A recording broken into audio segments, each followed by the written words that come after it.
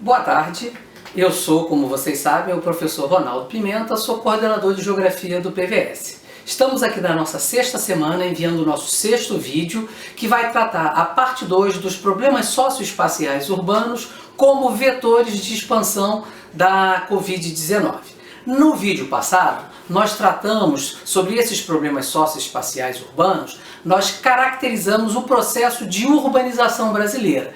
E esse processo de urbanização brasileira se caracterizou e se caracteriza por um processo de metropolização.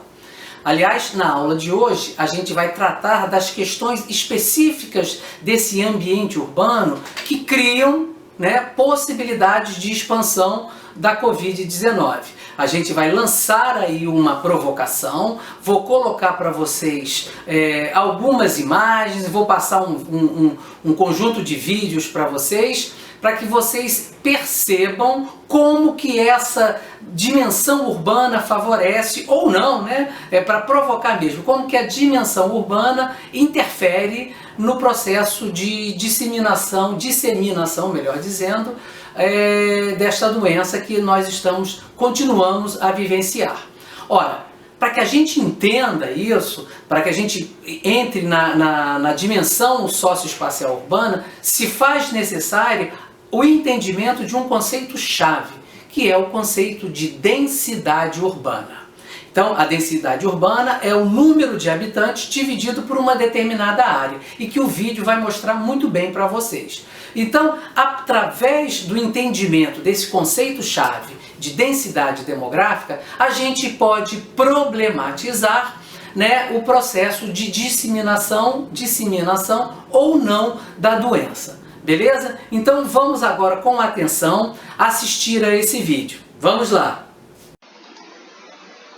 Bom, estamos aqui no site do IBGE, aqui como vocês podem ver, mapasinterativos.ibge.gov.br, aonde a gente vai procurar saber e entender mais sobre o conceito de densidade demográfica. Por que a gente tem que saber um pouco mais? Porque, segundo os dados do IBGE, em 2030 a população brasileira vai estar na casa dos 220 milhões de habitantes e isso vai resultar num ambiente com muito maior densidade. Aqui a gente passa para ver a cidade de Palmas, capital do Tocantins, aonde eles vão apresentar esse processo. Vejam que a gente tem um rio aqui correndo, e uma área que tem aqui alguns cultivos, uma vegetação, relevo aqui. Nessa área é onde foi construída a cidade de Palmas do Tocantins.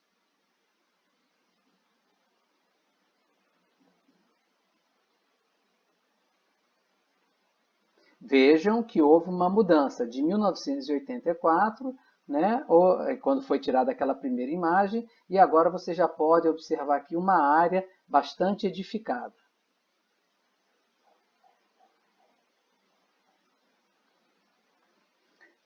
Os anos se passaram e houve uma maior ocupação, e veja que a população se expandiu, houve uma expansão da materialidade na direção, aqui no caso do vídeo, em caminho ao curso do rio. Vejam que o curso do rio apresenta uma sinuosidade aqui. Aqui, já em 2002, a gente percebe que o rio aumentou o seu tamanho, retificou-se, porque foi criado mais à frente uma barragem. O lago formado pela usina de hidrelétrica Eduardo Magalhães.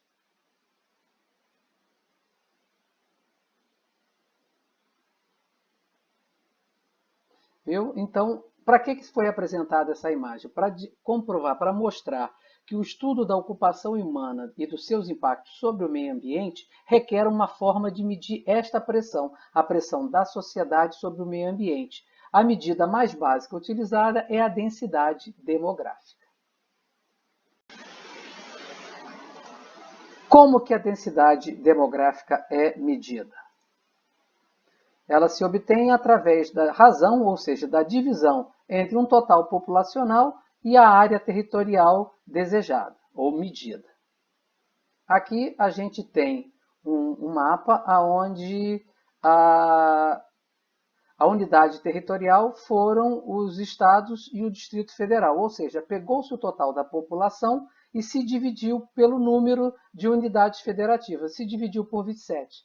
Nesse mapa a gente nota que aqui, essa região aqui, que corresponde à região norte, tem uma densidade menor do que a região aqui mais a leste, e aonde a gente vê São Paulo com uma densidade alta e o Rio de Janeiro ainda maior.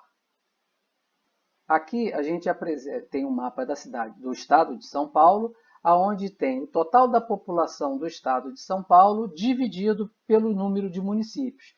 Veja que a gente tem uma concentração aqui nessa região, né, que corresponde à área da capital, São Paulo, aqui é Campinas, e na região do Vale do Rio Paraíba do Sul.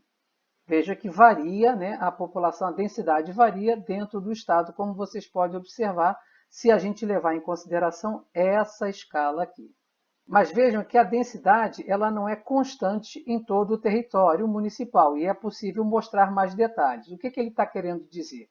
Que mesmo nessa área aqui da cidade de São Paulo, a densidade não é uniforme por toda a área municipal. Então ele vai usar uma outra unidade para melhor mostrar essa densidade demográfica. Veja que ficou mais claro.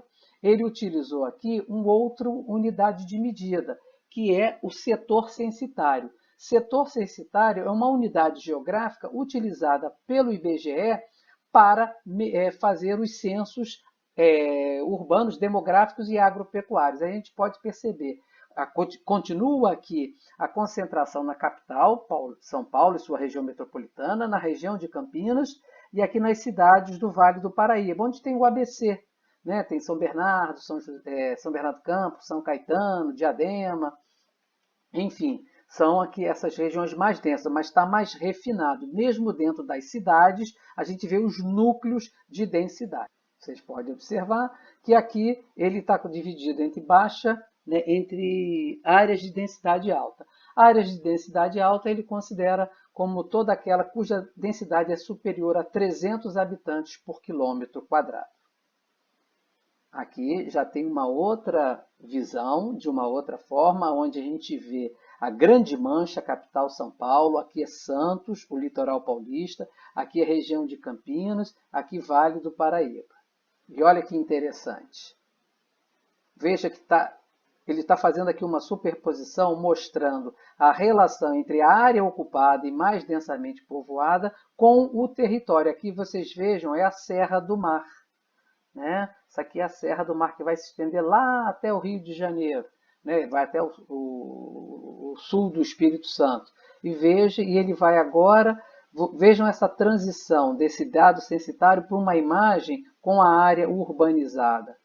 Perceberam? Aqui é a área urbanizada e aqui é o mapa de densidade demográfica. E como ele conclui aqui, sobrepõe-se às manchas acidentadas, típicas de espaços alterados pela ocupação humana, como centros urbanos. Então a gente está entendendo um pouco melhor aqui ao visualizar essa imagem de satélite. Viu? Ele mostra como a densidade demográfica pode nos auxiliar para delimitar as áreas urbanas, para a gente ver aonde que tem as áreas urbanas de uma determinada localidade. A densidade no mundo. Vejam, a gente percebe que há uma concentração nessas áreas aqui, na Europa, no leste dos Estados Unidos e na Ásia. São as áreas mais densamente povoadas do planeta. Então vamos lá, ele faz uma pergunta: a população urbana vive em áreas pouco ou muito densas? E a gente percebe que a maior parte, né, cerca de 52%, 52,3% da população mundial vive em áreas entre 4.000 e 10.000 habitantes por quilômetro quadrado. Aqui, outra comparação interessante, aqui temos a cidade de Nova York e aqui uma região no estado da Califórnia, um condomínio. Essa área aqui corresponde a 1 quilômetro quadrado. E a área de Nova York corresponde a 0,06 quilômetros quadrados. Ou seja, menos de 10% dessa região aqui. Então, essa área aqui em Nova York, 10 vezes menor do que essa área à esquerda aqui. E, no entanto, eles possuem a mesma quantidade de habitantes, né? No Colorado, 1.224 e em Nova York, 1.277. O que faz a gente perceber que a região de Nova York tem uma densidade muito maior, né? A densidade de Nova York são 20.000 habitantes, e a 20.432 e a do Colorado de 1.224.